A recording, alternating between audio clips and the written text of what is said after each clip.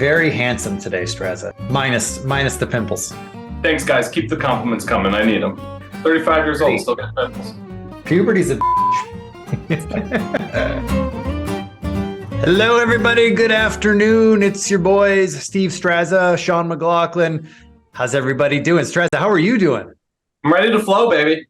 Thanksgiving week, not a lot. It doesn't seem like a lot's going on. I had a trader meetup last night here in Colorado, and a lot of people complaining about how in the last, let's call it 6 or 7 trading days, the volatility has just completely dried up. In fact, we had 7 days in a row now where the S&P has moved less than 1%, and that's the first time it's happened in quite a while, or something like that. If you're looking at VIX, I got VIX on my screen right now. I mean, it's certainly showing up in VIX. VIX has just been like almost straight line down since it's called August 10th, or I'm sorry, October 10th. Yeah, so market's been sleepy over the very, very near term, right? We're just slowly grinding higher. But I just threw this chart into the deck because a minute ago, just off camera, when we were getting ready, I look at the VIX and I see, okay, the August lows are coming into play on your chart. You see them right there on the right-hand side of this. Yeah. If the August lows are going to come into play for the VIX, well, I would imagine I should pull up a chart of the S&P and we should be getting close to the August highs. We're not quite, right? And when you look at the large cap averages, there's a huge disparity lately, particularly between the growthier indexes like the NASDAQ 100, which I have on the left side of my screen, and then the Dow Industrials on the right. And then the S&P is just somewhere in the middle, right? Because it's much more diversified exposures, it's growth and value, right? So the Dow back at those August highs, NASDAQ not even close. What do you think? Who do we trust? Well, shooting from the hip here, my thought is, okay, well, we got conservative stocks driving higher, dividend-paying stocks, old industry stocks. That seems defensive economy to me. But it's not. It's not. I get it, right? There are the big cap healthcare, the pharma names, your Mercks, your UNHs, they're all still working. So there is a defensive aspect to the tape right now. But Caterpillar pressing back towards new highs, these energy stocks breaking out, rotation into financials. A lot of financials names are trending really well, whether it's insurance, maybe not so much the banks yet, but broker dealers. So you're getting like a nice sector rotation, at least within the cyclical groups, financials, industrials, materials starting, and energy's always, kind of been a leader. How about that whipsaw? How about that whipsaw on oil names over the last 2 days? Like I got CVX chart here. That was a big whip around. Same with Halliburton, HAL. I mean, these are all stocks that I'm in. I would look at yesterday's candle in a lot of these energies. Zoom in on yesterday's candle. That is a hammer. See that? Oh, yeah, look at that. Long lower wick. I was running my indicator on energy stocks and crude today. This is one of the longest lower shadows we've seen all year. Typically, you get a reversal, right? The thing about a hammer candlestick is it's not a signal until you get follow through. We're getting that follow through today. Yeah, quite an impressive turnaround in oil names. In fact, a few of these oil names we were on the verge of getting stopped out in yesterday, but one of my trade management rules is to wait for the closing price before making a decision on whether or not to exit. And I'm glad I did yesterday in some of these oil names, because I'd be out sitting on the sidelines while these things are screaming higher today. So yeah. And crude can you pull up crude on here, or USO? Yep, I could pull up either one. Which one would you rather see? Pull up crude. Came dangerously close to those pivot lows. Yeah, look at that. Basically got a retest there. So energy stocks testing key highs, crude oil testing key lows. If this digs in and moves higher here, you got to think, okay, XLE, has what it needs to break out finally. XLE, Chevron, Exxon, you name it. Exxon already did break out. Right on. Well, hey, look, this is the Flow Show where we like to talk about options flow. And I mentioned at the top that I got together with a bunch of options traders last night, and they were all kind of complaining about the compression and volatility and the compression in ranges over the last week or so. Yeah. So with that said, what are you seeing here in the flow here? Short list, but a solid list this week. We have some things to talk about. So I'll let you choose. Brought some things along. First, Right. focus on the red in this table. We got some rare red here. Newell Brands, just secular laggard. That's a piece of crap stock. But look at the indexes. You got ARC Innovation and KWeb. So they're coming out and they're hitting the sector culprits on the short side, which I think is really, really interesting. When I say sector culprits, why do I say that? This is why. This is a chart of ARC. It's not a bad place, for clearly defined risk short entry here, right, at these former lows. And you could say the same thing with KWeb. This is Chinese internet. This is one of the most important groups or industries to the global stock market. And this thing's setting up for a nice fade. Hey, I want to take a little issue with something you just said about Newell Brands being a crap. What was crap company?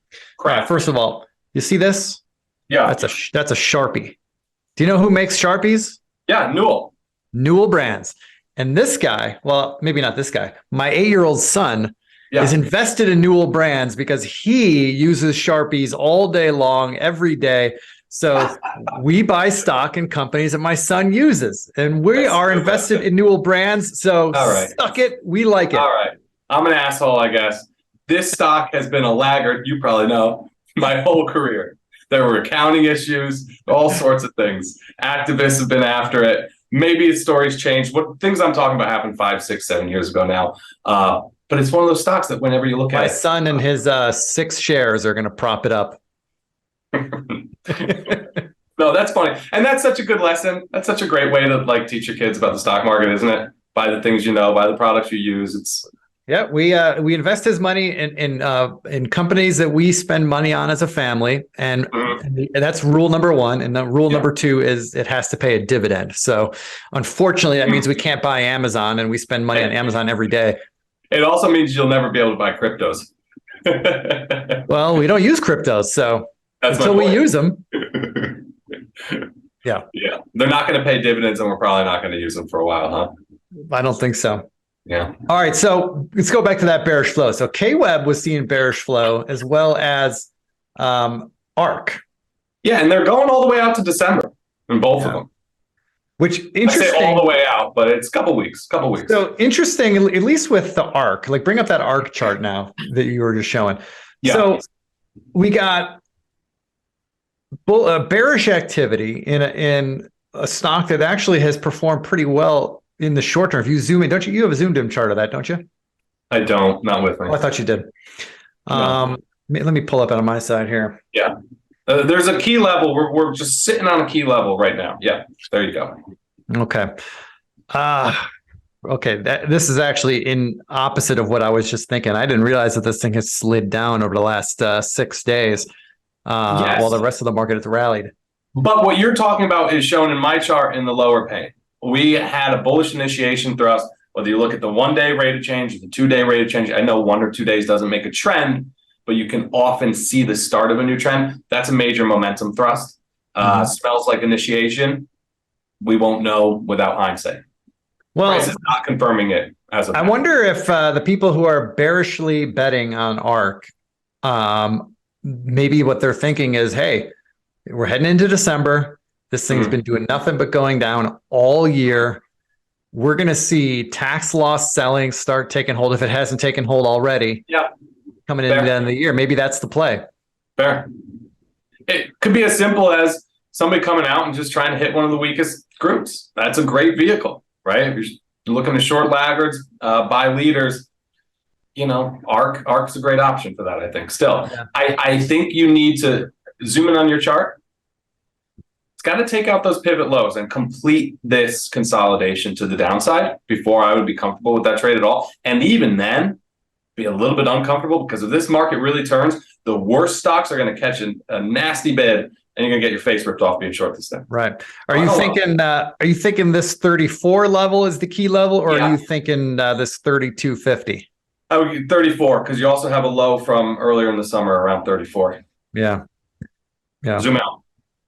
You got one from... Man, you got me zooming in. You got me zooming out. I'm going all over the place. There you go. Yeah. So what is that? 35, 36? Yeah. Okay. Yeah. So we're right at the summer lows right here. Yeah. Interesting. Similar situation with KWeb. I would rather short Chinese internet than ARC. I don't Only know. on weakness. Only on weakness, though. Again, just like ARK. You would rather short K-Web on weakness? Is Yeah, that what you said? I want it below. Like, yes, you do have. I have my support level drawn at 2650, which coincides with the old all-time lows, right? But there's also, I think, those key lows there from April, May come in around about 24. So I would want that 24 level as confirmation before getting into some puts. So is it a similar story with K-Web that they're buying December puts? Is that what we're seeing? Yeah, let me double check. It might have been. Or are they selling calls? Yeah, no. No, yeah. Selling calls. Selling calls. 28. So not aggressively bearish, but still bearish. That's a bearish bet. Yeah.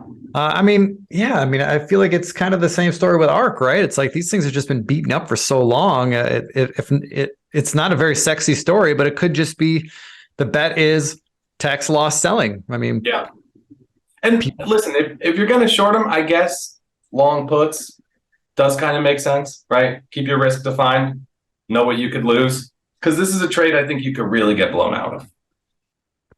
Yeah, short calls for sure. Yeah. The long puts, at least your risk is defined. I like that bet better. Let me pull up that ARK just one more sec. ARK with the volatility, as you can see here in the bottom pane here, the volatility of the puts is lower than it's been at least over the past 6 months. So buying puts here feels like a good play. And then if we go back to K-Web, the volatility was a little bit higher, although off pretty sharply over the last few days. I don't know when these trades were made about five days ago. Yeah, that's interesting. Yeah. So they probably got in while the vol was still relatively high, and so I don't know. They're at least they're on the right side of the vol equation with those actions. But I'm with you. I would rather be buying puts than selling calls if I'm bearish. So we don't love this. I think you're kind of on board with me. We're more in an environment where we want to be looking for long opportunities and trying to, pick spots in shorts. Let's move on. Let's move on down the list. Okay. Another index, uranium. We've tried uranium a couple times this year. It continues to consolidate in this massive consolidation that surely looks like a top. But one thing we know as technicians is that when these patterns, we like to call them head and shoulders patterns. Not perfect, but pretty clean head and shoulders here. When they turn out to not be head and shoulders patterns, right? And they're actually continuation patterns, and they resolve in the direction of the underlying trend, which here is up from the 2020 lows. They can be very, very powerful patterns. You get that confirmation above the right shoulder high, which is right here at about 24. Which happens to be where those calls were bought, right above that shoulder. Yeah, you're right. So someone's making a bet that shoulder is going to break, or at least, that's what I would think there. If they're buying the 24 calls. Yep. The longer that this doesn't complete, the odds are less and less that it's actually going to be a distribution pattern, right? A lot of these tops already completed, in Q2 in the summer of this year, especially in these materials type industry groups. And that support level there. That support level there around 1925. That's a key level when you go all the way back to 2016, right? Or 2017. Yeah. That was former resistance. So prior cycle highs, holding, buyers showing up where you would expect them to, really digging in here over and over and over again. So at least one to keep on the radar. All right. So from a sector perspective, someone's getting aggressive there. Do we have any individual names that are tradable that we like? The CCJ is the big one. For something like uranium, though, I'm a big fan of playing it through the index, because these companies, they're in very, very capital intensive industries, right? And if you don't want to get caught buying the wrong one, right? When you're making a bet on uranium, why risk buying the wrong vehicle? If Cameco messes up, its operations in a new mine or something, there's just too much company specific stuff there. I like the idea. If you want to be long uranium, buy the ETF. Don't try to pick the best one. Well, I will play devil's advocate with you here just for a second. If you look at the CCJ chart, look at this implied volatility right now. Look where it is. Cheapest it's been all year. Wow. So if you want to buy calls here, it's the cheapest they will have cost you all year in volatility terms. All right, I know what I'm doing when we get off this call. Yeah, I don't hate that. I don't hate that. No, I don't. I don't hate that at all. CCJ looks very similar to the chart up on my screen of URA. You have some prior cycle highs coming right around like 25 too. You could use that for confirmation. Yeah, let's see. Wait, let me roll this chart. So let's say if we wanted to buy some 26 strike calls, that would get us above this resistance here, complete the gap fill. I guess the gap already did complete technically right here. But still getting up above that support or that resistance, 26. So let's look at, let's give it some time. Let's look into, say, March. If we looked at 26 strike calls, you could pay less than $2 for them right now. Right there. They're bidding 192. What's that? 23.87. Wow. All right. Yeah. 26 calls you could buy for under $2 right now. And if this thing makes a run at highs between now and April, which is plenty of time for that to make a move. You got a triple. You got at least a triple, yeah. Yeah. That's great. I think that's very cheap. I like that a lot. Maybe that's the trade. Problem is, what are those calls worth? Or what are those calls selling for if we wait for confirmation on that gap fill? Wait for a move back above, what is it, 26 almost? Well, at that point, the calls would be at the money. So if we were still in the same expiration March, we'd probably be paying, $275 for them, maybe $3. All right. Still catch a double on a run back to the old highs. Yeah. More than double. I think that's a good option. However you slice it, and whichever strikes you buy, or whichever monthly expiration you choose, the odds for options or call buyers right now, the odds are going to be in their favor simply because of the fact that volatility is so low. Does not guarantee you a winner. It just means that you're getting leverage if you get it right. And we like leverage when we get it right. And when these stocks go, they go. These are uranium stocks. So it's not unusual for them to double, triple. Not saying that's going to happen, but stocks move. One more. I got one more for you. We done with this? Yeah. Let's see it. So, football season is back. I've been wondering about Davey Day Trader. Yeah. Did he give up Did he give up the Davey Day Trader thing? Long time ago. He did. Okay, so he's no longer doing that. Yeah, that didn't work out so well. But they're still around. They're doing great. So what Sean is alluding to is Penn Entertainment. Used to be Penn National Gaming, changed the name to Penn Entertainment because they are now a media company as the parent company of Barstool Sports. And hey, this chart does not look bad. I will never, ever forget the move this one made off the COVID lows. Amazing. It's round tripped it all the way back to those pre-COVID highs, right? Those prior cycle highs. They also have a shelf of highs from 2018 called $37. We have the pivot highs from August, which, internally when we're looking for long ideas right now, the most common thing you're hearing from the analyst team is let's buy the ones above the August highs. This one's close. So you have a confluence of former resistance and support here. I think you can buy this above on strength above 37, target 57.50. What do you think? Well, just like in CCJ, I mean, look at the implied volatility here. Our options. What is going on? Yeah.